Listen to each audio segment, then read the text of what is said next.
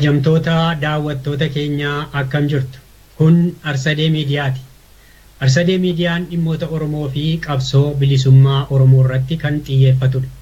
Dhimmoota Oromoo gama siyaasaan, dinagdee fi hawaasummaa irratti waan jennu qabna. Qophii kana kan isinii dhiyeessu ogeessaa teeknikaa keenyaa Jaallolumaa waliin an Abbaa Malkaati.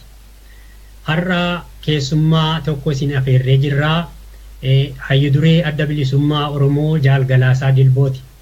Haala biyya keenya keessatti yeroo ammaa ta'u ilaalchiseeti irraa akka isaan ibsaa dhaggeeffattoota keenyaaf kennan barbaanneeti afeerree.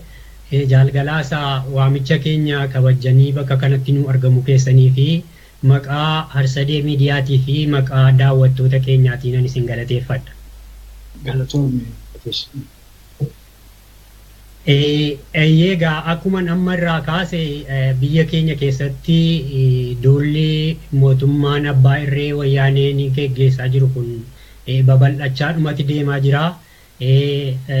Bultii gidduu kana ammoo naannoo Calanqootti tarkaanfiin uummata keenya irratti fudhatame hedduu kan nama gaddisiisudha. Isa kanarraati mee akkasiin eegaltaniin barbaada. Dursee waan Calanqootti ta'e guddoo kan nama gaddisiisudha. Sirni gabroonfataa bita bittuu Tigraay jala bulluu hangam hammaataa fi hadhaa ta'uu isaas nu agarsiisa. Kanaafuu uummata keenya warra balaa kanaan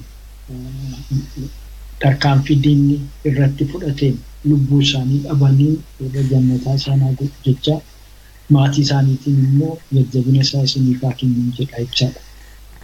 Tarkaanfiin akkasii kun kan jalqabaa miti. Tarkaanfiin kun waggaadhuma kana yoo fudhannee jennee itti fufaan deemaa ture jechaadha. Tarkaanfii kana fakkaatutu Ambootti fudhatan. Akkasumatti namoonni keenya baay'een dhuman.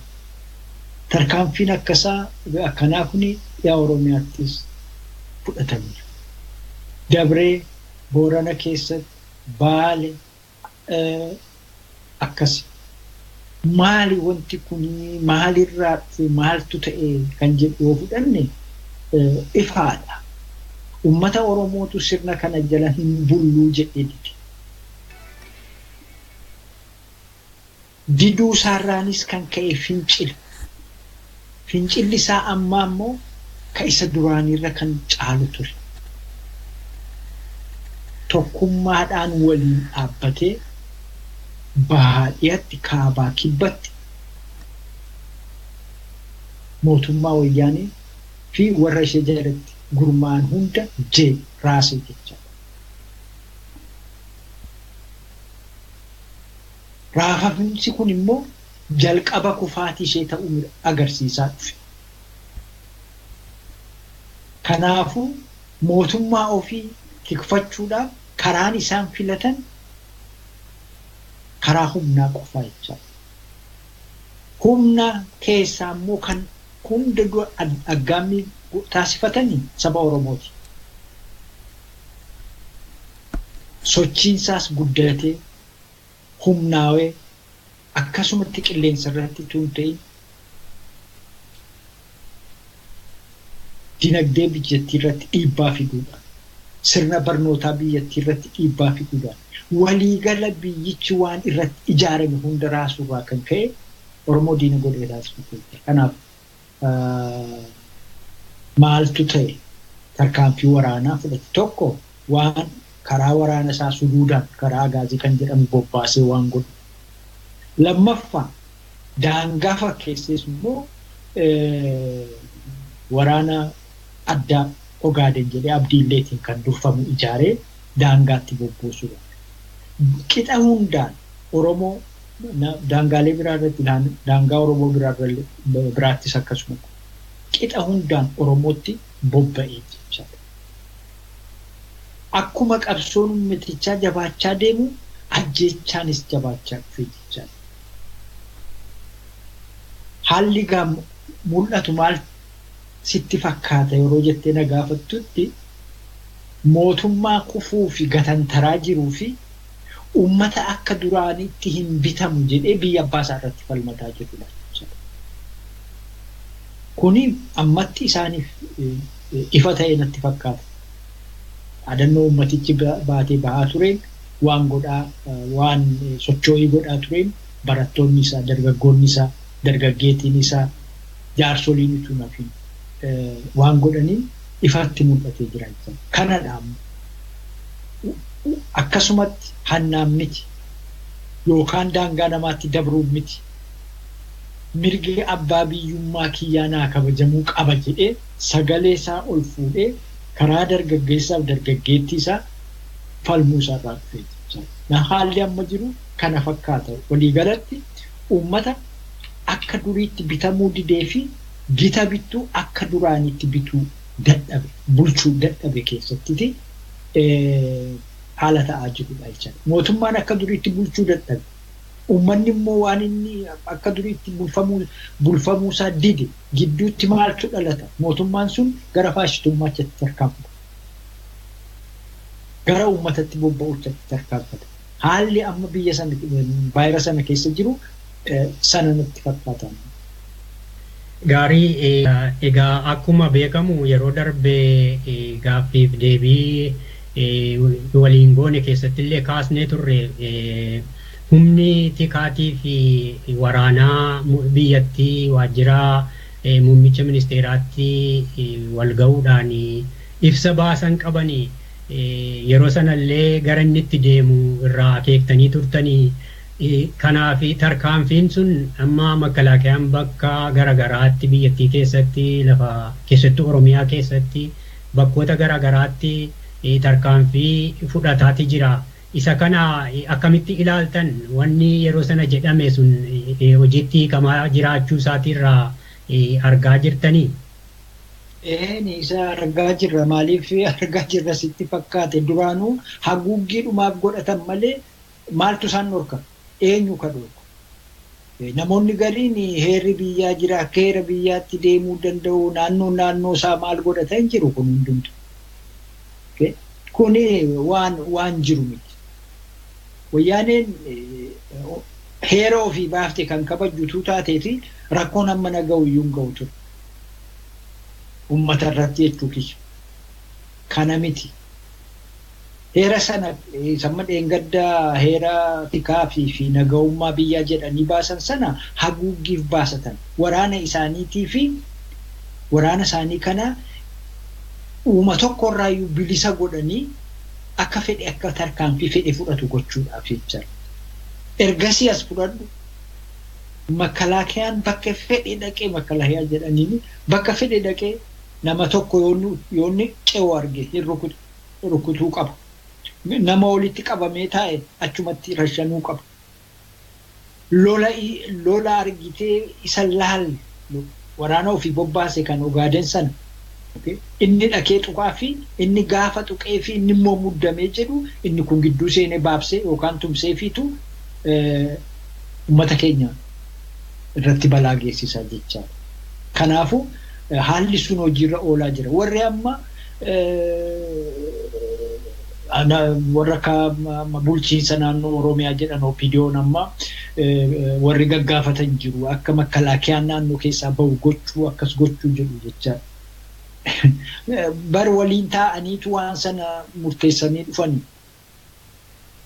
Waa'ee naga'ummaa fi tika biyyaa jedhamu sana haala hatattamaa keessa jirti. Biyyattiin akkas ta'aa jirti. Balaa kana dhorkuudhaa fi waraanni ituu kanumti yeroo walga'iin sun godhamu yoo yaadattu ta'e warra naannoos waamanii barcuma kennanii fi achi teessisanii turan. Hirmaatan jechuudha. Akka isaan yaadanitti hirmaachisanii turanii jechaadha. Sana booddeedha murtiin sun labsi sun kan bahe. Amma deebi'anii namni gaafatu hin jiru. Maal dheengadda walumaan teenyeetti murteessinee deemne mitiidha kan jiru. Hayyamtanii nuu kennitaniitu laayisensii ittiin namni abbaa feenaas jechuun jecha. Kanaafi kun daangaa keenyadhaa kun mirga nuti qabnudhaa kan jedhu duruu tolfataniitti seenan isaa. warri gaafas achi ture immoo amma deebiseetu akka biraa jechuu hin danda'u.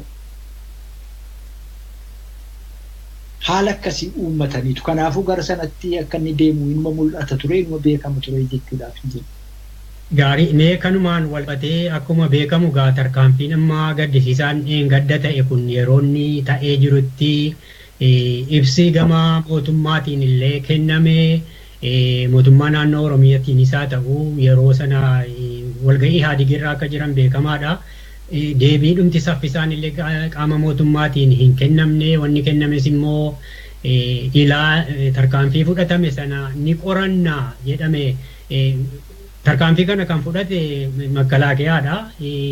Uummanni keenya bakka hojii isaatiitti utuunni misingaa isaa haammatee taa'ee haara galfataa jirutti lafa namni taa'utti itti dhukaasaniiti kan gariin isaanii dhumanii gariin immoo karaarra deemaa namoota liyyu poolisiin tarkaanfii irratti fudhatte ilaaluuf deemaa jiranitti manaan baataniidhaan tarkaanfii kana fudhatanii bulchiinsi naannoollee naannoo hin turre wannumti nurraa ittisullee hin turre jedheeti uummati himataa ture.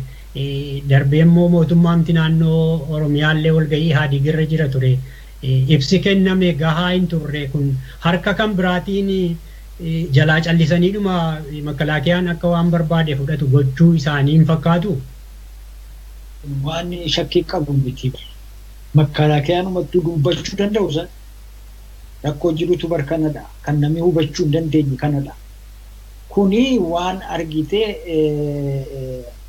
murtaawee bobba'u kan isaan quban qabne miti. Rakkoon isaan keessa seenan tokko yoo jiraate amma Oromootti waan bira afaan mi'eeffatanii haasa'u.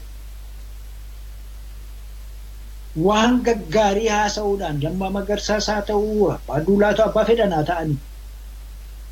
Waan babbareedaa haasa'uudhaan uummata tuttuqu rakkoo isaa bakka dhibdee isaa tuttuqu. Waan ni goona jedhan garuu gochuu danda'uu isaanii ofirratti abdiin qaban. Isaan qoftu waa murteessee waa godha miti. Warra asii daangaa isaan barkana hojjetuu barbaadanii kana qabu maalii jedhan jiru. An akkas salphaanatti hin fakkaatu. Kanaafiyyuu ibsi kennan fudhan ibsooti kennan haa ta'u akkumatti ibsoota kennan ni qorannaa. Qorannoon sun gaafa as gabba'u immoo mee eenyuun akka isaan jechuu deemanuu nan shakkaa. Walitti bu'iinsa jedhu walitti bu'iinsa miti kun. Ittuma bobba'eetu fixa uummata keenyatiin. Kanaafuu ani akkitti deebisaniis eenyu dubbataan isaaniis akka inni itti deebisu Lammaanis mataan isaa pirezidaantiin Oromiyaa jedhamus akka inni itti deebisu mataan isaa yoo ilaallee jennee hin gaafannaa hin qorannaa uummata keenya akka beeksisu ni goonaa. Namni keenya du'ee darbee karmalee erga waa ta'ee booddee beeksisuun maal godha?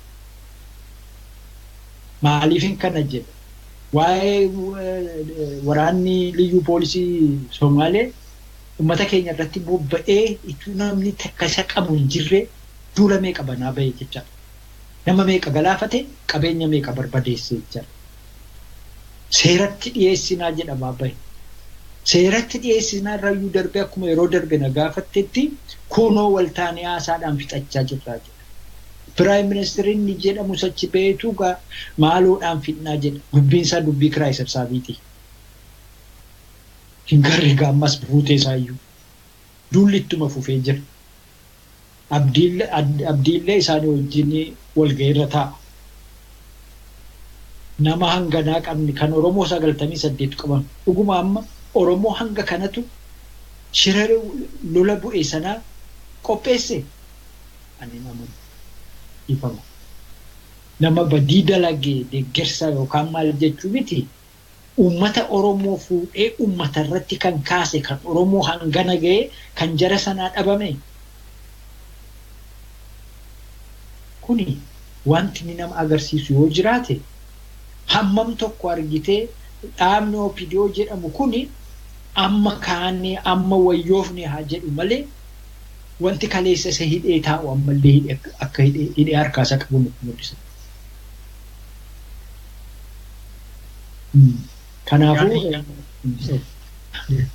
dhiifama. Gaama waan tarkaanfiidhuma abdiilee faan fudhatan erga kaastanii dheengaddaa ayyaana sabaa fi sablammootaa jedhanii bulchiinsa naannoo Affaaritti yeroo kabajatanii Samaraatti abdii ileeti kan badhaafame namoota Oromoota 600,000 fi 90,000 ol nama buqqisetu badhaafame. Kana akkamittiin ilaaltu mee wayyaaneen finaalii tokko korma koo jabaadhu jedhanii geeba kennuufidha. Kun jechuun immoo warra kana godhan mataa isaanii yaa ejjennaa warra kana godhu maal akka ta'e nama agarsiisa jecha. Isa qofaa miti.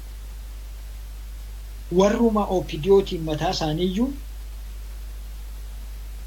mataa isaanii xiqqeessuudhaan jedha.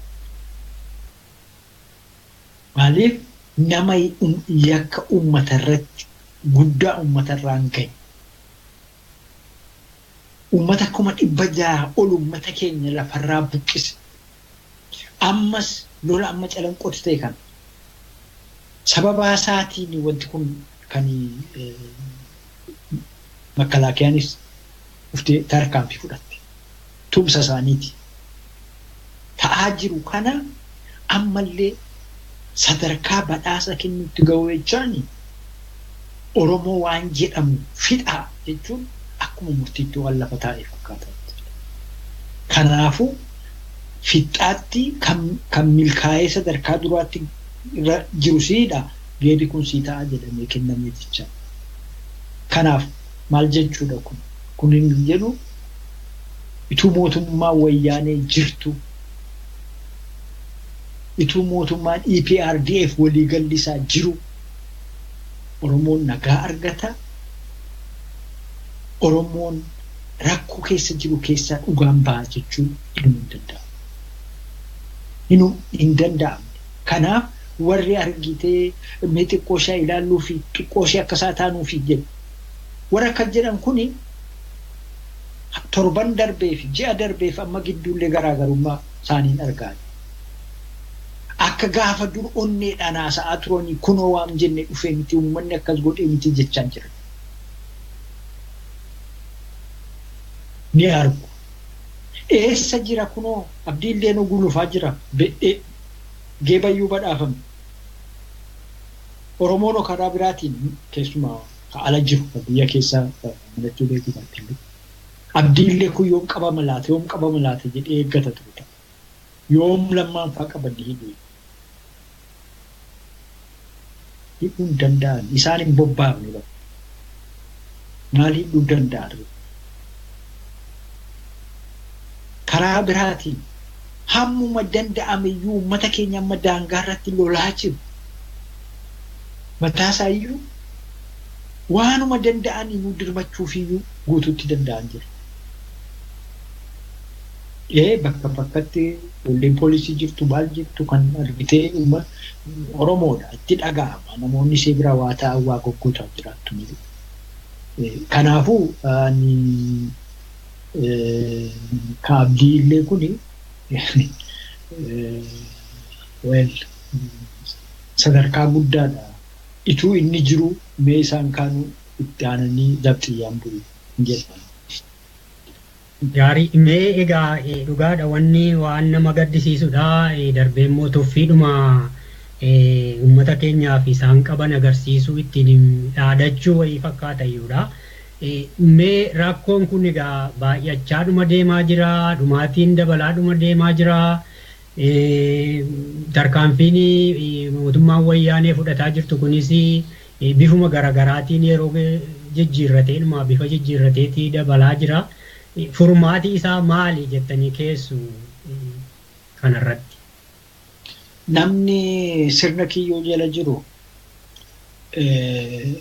hireen isa mudatu kanumadha. Kana beekeyyuu uummanni keenya qabsootti ka'e waggaa dheeraa dura. Qabsoo hangammaa godheen immoo injifannoolee galmeeffate guddaa qaba. Garuu sirni sun bakka jiran yoo mootummoota darban wal duraa duuba ka'an mootummoota Itoophiyaa argine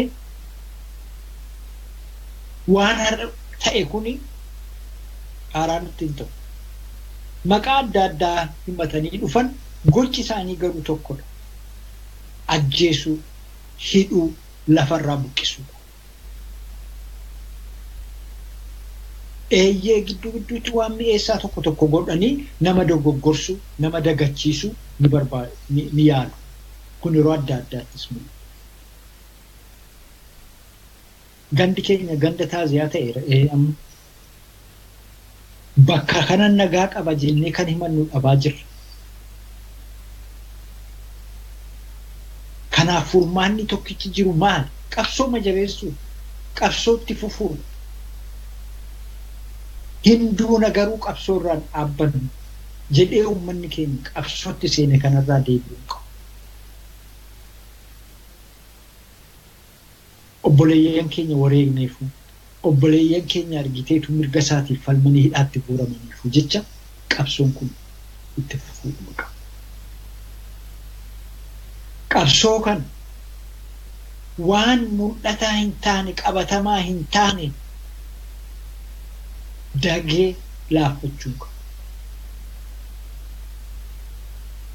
Daangaa isaarra isumatu tikfatee itti du'aa jira.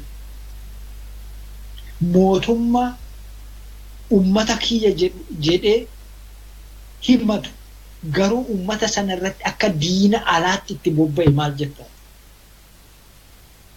Kun kan agarsiisu maali?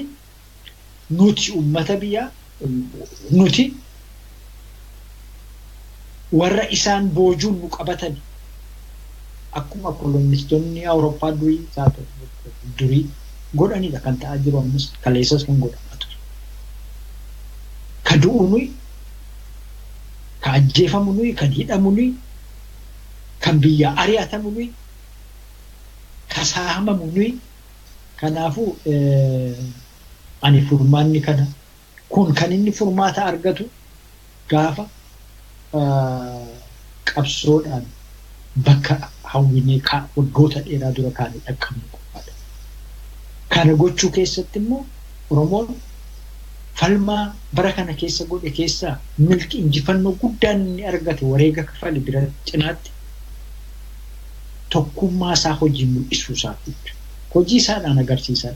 Tokkummaan kun immoo kan amma warri qondaalonni ofiidiyoos akka waan ofii fidanii jedhamti. Qabsoo isaatiin irra ga'ee jecha. Du'aa hidhamaa ijoolleensaa ti mirkaneesse jecha. Firoota isaa obboleeyyan isaa immoo buqqaaniif qabeenyaan dirmate jecha. Ka bahaa, ka dhihaa, ka kaabaa, ka kibbaa wali dhufu wali deebi. Ani fixaammayyuu kunuu rifachiiseera wayyaanni. Guddoo rifachiise. Adaduma isheen hammaachaa deemtu miidhaan ishee hammaataa deemuun diddaan uummata Oromoo jabaachaa dhufuudhaa fi tokkummaa isaas immoo jabeeffachaa dhufuusaatu mul'ataa dhufe jecha. Kanaaf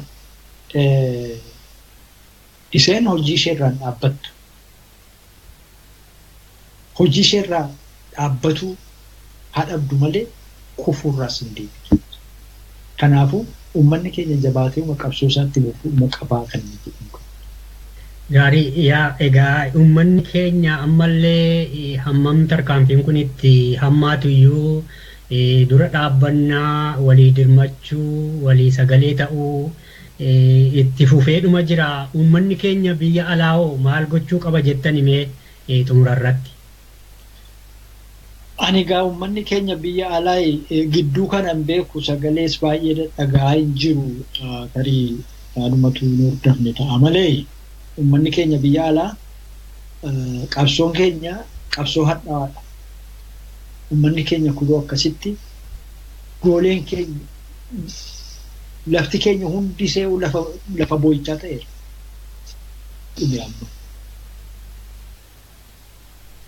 Booran akkas deemaa jira. Baalee akkas, Wallaggi akkas. Bakki kun gahaa hin jiru. Kanaaf namni ala jiru yoo hadhaa sana habbuuqqachuu keessallee waliin jiraachuu baate hiriiree sagalee uummata fixaa amma deemaa jiru kan addunyaa dhageessisuu qaba. Hiriiree mootummoota addunyaa dhageessisuu qaba. Keessumaa gola mootummaa addunyaa dhageessisuu qaba. Dhaabbota mirga ilma namaatiif dhaabbatan dhageessisuu qaba. Bakka jiru hundatti qondaalota mootummootaa qunnamamee fixaa uummata keenyaa deemaa jiru himuu danda'uu qaba. Akka waan argitee waa hundi tolee achi jirutti yeroo baroota dura darbanii hiriira godhaa ture bakka hundaa. Humna guddaadha inni. Dhumaatiin amma daangaa irratti deemaa jiru. Dhaabbachaa hin jiru. Dhumaatiin garaacha biyyaa keessatti deemaa jiru. Dhaabbataan jiru itti fufaa jira malee. Kanaafuu ani Oromoonni biyya alaa jiran hiriira ba'uudhaan xalayaa barreessanii iyyannaa isaanii dhageessisuudhaan uummata keenya akkasitti dhumaa jiru akka baalaatti harcaasaa jirtu wanti kun dirmachuu danda'u qabu. Tumsa guddaan haamilee isaaniifis qooda qaba.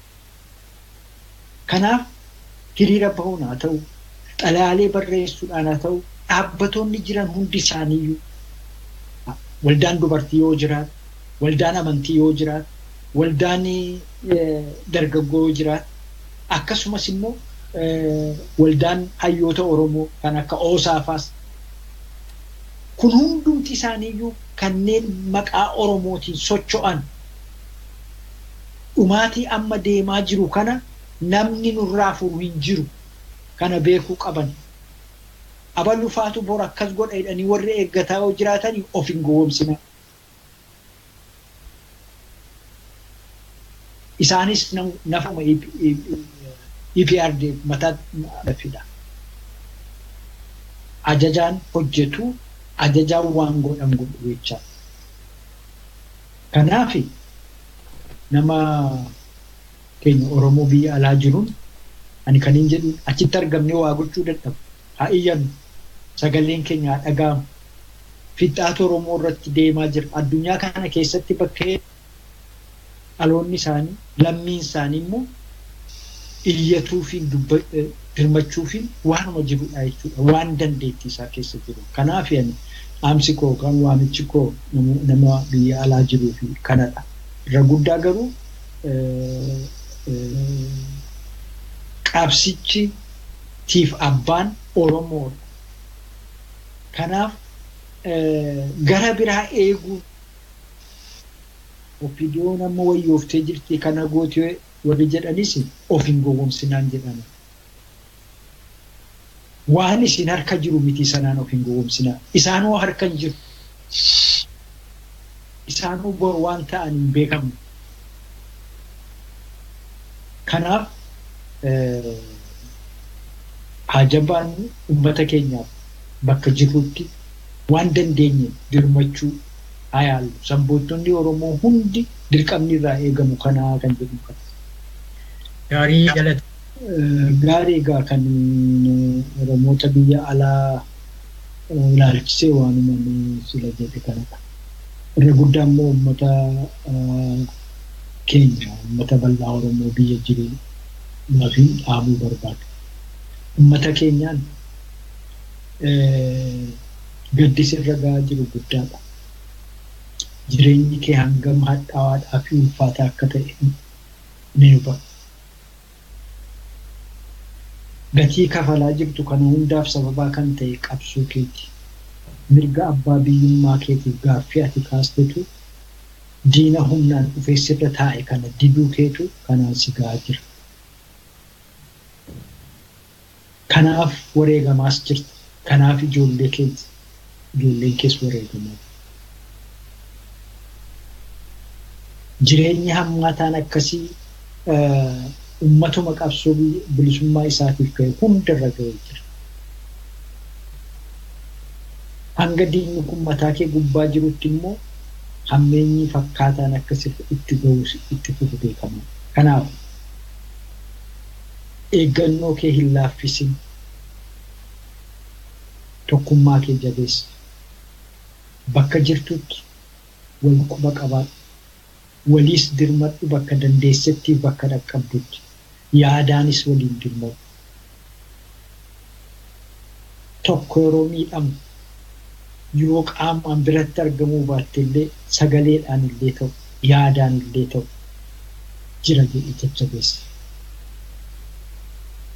Ummata keenya daangaarra jiruuf, ummata keenya daangaarra jirtan dirqamni saba Oromoo isa ulfaataa daangaa biyya isaa eeguu isin irratti kufee jira. Falmaalee hangammaa gootaniin mirgoota qulqulluu qophoonsoo gonfachiistaniitu.